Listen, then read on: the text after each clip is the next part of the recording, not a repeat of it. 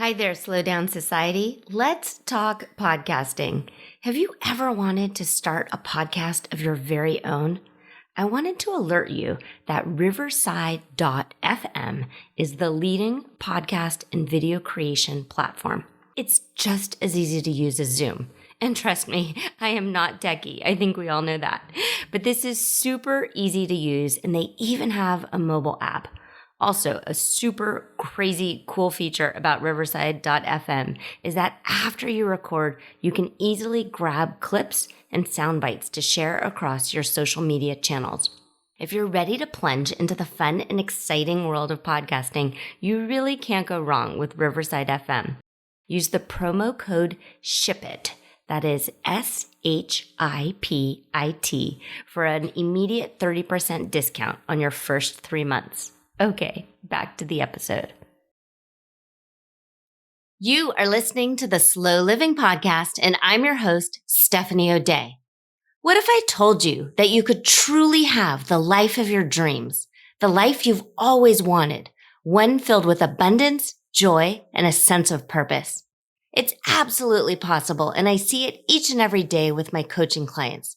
It all starts with learning how to slow down. You deserve to live the life you've always dreamt about. Let's get started.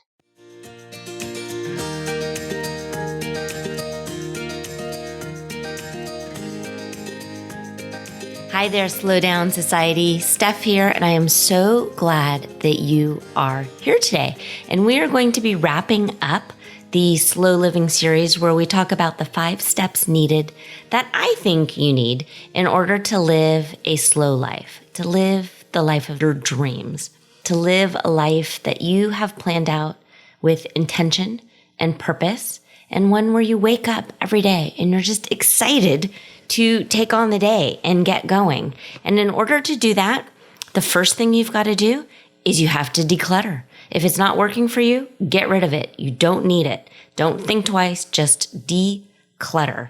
We talked about that in episode 2. So the second one, and I used that PROM method, which is purge, remove, organize, and maintain. Episode 2, we talked about where you're headed. You need to set your GPS. You need to know what you're working towards. 3, surround yourself with positivity. Stay in that grateful state. Yes, life is not all sunshine and roses, but there is definitely something good that you can focus on. And it just feels better to be in a good mood. It just feels better to try your hardest to shift your thoughts to ones that make you feel good. And the ones that make you feel good are the ones that are positive and are filled with gratitude. So today are more action steps and things that you have to actually physically do. And we're going to do them together. We're going to do step 4 and step 5 together. And step 4 is I want you to take action daily, tiny little baby steps, 10-minute chunks, each and every day, no matter what. Take a teensy step towards your big end goal. Big things happen in 10-minute chunks. So I'd like you to fall in love with your timer. And it sounds so silly, but kids especially and adults I found like to win. They like to beat the clock. Any game show you see, there's a clock countdown. If you quickly want to get something done, the best thing you can do is set a timer or tell Siri or Alexa to set the timer for you. So in our house, we've got a family of 5 and we have 10-minute tidies that, especially on a weekend day or a summer day when we're all home, the house can get a bit messy. But if you schedule these sort of 10-minute cleanups or tidies throughout the day, an awful lot can happen in 10 minutes. So there's 5 of us. So that's collectively 50 minutes of cleaning time. If before dinner or before bed, I just set the timer and like, okay, guys, we need to get this house back in shape. And that's 50 minutes of manpower happening in this 10-minute tidy. So figure out how that can help you throughout your day to get to whatever it is your big, juicy end goal is. Some of the women that I work with are really trying to write their first book, and they've got a hard time trying to find pockets of time to get some writing done. But if you set that timer and decide, I am going to outline for 10 minutes uninterrupted, an awful lot can happen. And then psychologically, you're pushing yourself to the limit because you're trying to beat this clock. You're trying to count down. If you're still in step one of decluttering everything and you've got, I don't know, a messy garage, you're trying to organize your kitchen cabinets, just set a timer. Go one section at a time, one shelf at a time, one drawer at a time. It's not a race. It's a long, methodical process, and you absolutely can get an awful lot done. So what I don't want you to do is do more than you can complete in 10 minutes. If you're going through that PROM method of purging, removing, organizing, and maintaining, just pick one letter at a time. If you're in the P of the purge stage, purge for 10 minutes and then be done. And then once things are purged, you can go back and organize them and tweak here and there. But just keep going. Tiny little baby steps. The fancy name for a 10-minute tidy is the Pomodoro method. And there is a ton. You can Google the Pomodoro method. I think Pomodoro is actually a type of tomato, but that's the fancy name. And it was a time management technique developed, I think in the 80s is when it really sort of took off. And it just uses a timer to break down hard work and kind of tough brain tasks into chunks, because it's really difficult for people to focus on one thing for an extended period of time. So in school, kids get brain breaks. At work, I'm sure you've heard doctors and different people tout the importance of getting up every few, not minutes, but like sections of time, and every 15, 20 minutes, take a stretch break, go walk around the room, get some blood flowing, and then get back to work. And so that is what it's about. And number 5 is to tweak and fine tune as necessary. So when you're working towards any sort of goal, or you're trying to kind of reset your life, there are going to be ups and downs and in-betweens. And what worked for you last month, last quarter, last season might not work right now. It might not work for the current age and stage that you find yourself in, or you find your children in, or you're in the middle of a huge project at work. And so that needs to get all of your time and your focus. And that's okay. You haven't failed. Taking the time to pause one thing while you reassess doesn't mean that you've slipped backwards. Pausing is just pausing. It's not a slide like in Chutes and Ladders. You're not going to fail. You're not going to go back in time if you are taking the time to kind of pause and tweak and fine tune. That is absolutely, totally, and completely fine. And I don't want you to feel bad about that in any way, because this is real life and you need to enjoy yourself. So one of the things I like to think about when it comes to tweaking and fine tuning is I'm a really big gardener. So I like to sort of use the metaphor of picking weeds when it comes to things in my day-to-day life, or kind of the global life of what is working for me and what isn't, and sort of fine-tuning in that way. And so if you think of it as a garden and you see a weed here and there, it's much easier to pluck the weeds when you first see them, before they've sort of overtaken the yard and gone to seed and spread all over the place. So just pay attention. If you can see that you're trying to stick to a certain fitness or dietary goal, and all of a sudden somebody brings in chocolate chip cookies to your house, and you're like, okay, I'm going to have one and one only. And then all of a sudden you're face deep into the bag of chocolate chips. That's something that you can pay attention to, and that's a weed that you can pluck. You can physically remove yourself from the cookies. You can ask that they be hidden so you don't know where they are. Just different things like that. You are the adult in charge, and you can curate your life and your patterns to best fit you. If you're having a hard time breaking certain patterns or habits and they aren't serving you, in psychology, they talk about pattern interrupts.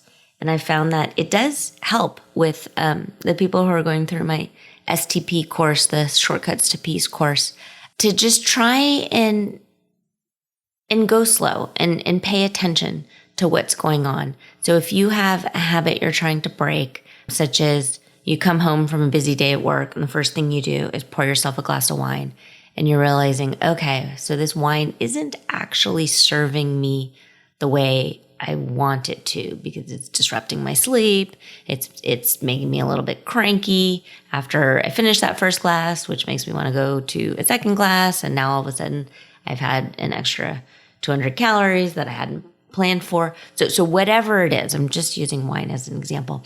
Stop the pattern, interrupt the pattern. So you can physically do this with a reminder. Some people put a rubber band around their wrist and they snap it to try and like literally snap themselves out of a destructive pattern. That's a little extreme for me, and I don't really want to necessarily walk around with a rubber band on my wrist all the time. So little tiny tweaks, such as if you always come in through the garage door, don't. Start going in through the front door. Start walking through the house in a different way. You don't need to hit the kitchen first. You can go change your clothes first. You can change up the pattern. If you always reach for a certain wine glass, use it, but fill it with seltzer water. Just tiny little tweaks to make your existing habit and pattern just slightly disruptive, so it's no longer a no-brainer. You're not just in autopilot mode. So I'm sure all of us have certain driving routes where you get to your end destination and you actually have no recollection whatsoever of being in the car, and you just were in complete and total autopilot and you got where you ended up. And that is what we're trying to break the pattern of. At nighttime, if you find that you sit on the edge of the couch and you end up scrolling Facebook and eating chips and you no longer want to do that, it can be something as simple as sitting on the other end of the couch, leaving your phone in the other room. Just different things end up breaking your pattern. So then you have to actually start thinking about what you're doing. And that's all we're doing here. We're just trying to pay attention and have purpose and intention as long as we can, and just curate and choose your choices, choose your actions, because all of those habits sort of stack up together and create the dream life, the life that you really are excited to be living, and not one where you feel like you're just on this kind of hamster wheel to nowhere. I want you to have purpose and have intention and set that GPS and go for it.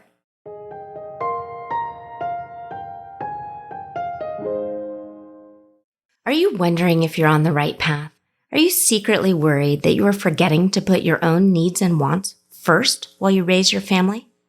What if I told you it is not too late and you really could have the dream life you've always wanted, and all it would take is a few tweaks to your mindset? Each week, I have a few open slots for free coaching calls. Together, we can decipher your most challenging mindset block and clear it away so you can live out the life you've always wanted.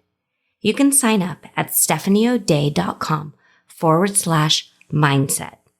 You should hurry, because I'm not sure how long I'm going to have this available for free, and I'd hate for you to miss out. The URL again is stephaniodey.com/mindset.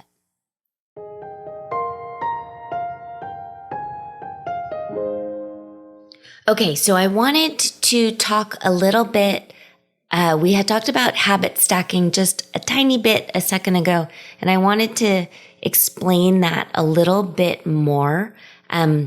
So we have the 10-minute tidy and kind of working towards your end goal in chunks of time. And then we talked about tweaking and fine tuning as necessary. And I want to explain that if you have a big goal of sort of like overhauling your health, and some of the women that I work with really want to do that. They want to lose a certain amount of weight. They want to lower their A1C. They want to sort of transform themselves in a physical way, which then also helps in a mental health way and just makes you feel better. But the idea of overhauling and transforming everything all at once is kind of overwhelming. And that's what gets people on that crash and burn sort of road path and mentality. And that's not what I want for you. So one of the best ways I've found to sort of overhaul everything, to transform everything, is with habit stacking. And I like to make 30-day goals. So I do sell a 30 days to a new you journal. And many of the women that I work with have found that actually to be one of the most helpful things that they've ever done, is just to really for 30 days pay attention to all of the thoughts that are serving you, all of the actions you do on a daily basis, and whether or not they are working for you. Dr. Phil always used to say, well, is that working for you? So if what you're doing now isn't working for you, it's a fixable problem. You are today not who you were a few weeks ago, a few months ago, a few years ago, and you absolutely most certain are not who you're going to be in the next few weeks, months, or years. You get to decide. And that decision really can happen today. The decision to change, the decision to tweak things for the better happens in an instant. And then the transformational part is what is on your plate and what you're working on. And so if you're habit stacking with the idea that you're going to completely overhaul and transform your physical health, start slow. So you need to drink more water. You need to increase your steps. You probably need to be more mindful of the food you put in your body. You probably need to be more mindful of the thoughts that you have and declutter the negative self-chatter. So in your 30-day journal, the overall reaching goal is better health. But your 30-day mini goals start with increasing your water. So for 30 days, pay attention to the water and then move on. For 30 days, increase your steps. 10,000 is what the goal is. If that is not you and you're in the 1 to 2,000 range, up it by 1,000 steps. And then once that feels easy, up it by another 1,000 steps. You are in charge and you get to decide how hard you want to push yourself. But if it's not something that you can sustain over time, you're going to crash and burn. You're going to do things only for the 30 days to prove to yourself that you've done it. And it's not going to create lasting change that you want and lasting transformation. So go slow. Do what feels right. Don't white knuckle it. This is life. You don't want to white knuckle your way through life. You don't want to feel like you are constantly in a state of go, go, go, hustle, hustle, hustle, and deprivation, deprivation, deprivation. That is not a fun way to be. So tiny little baby steps, keep going forward, consider the 30-day journal, and consider habit stacking.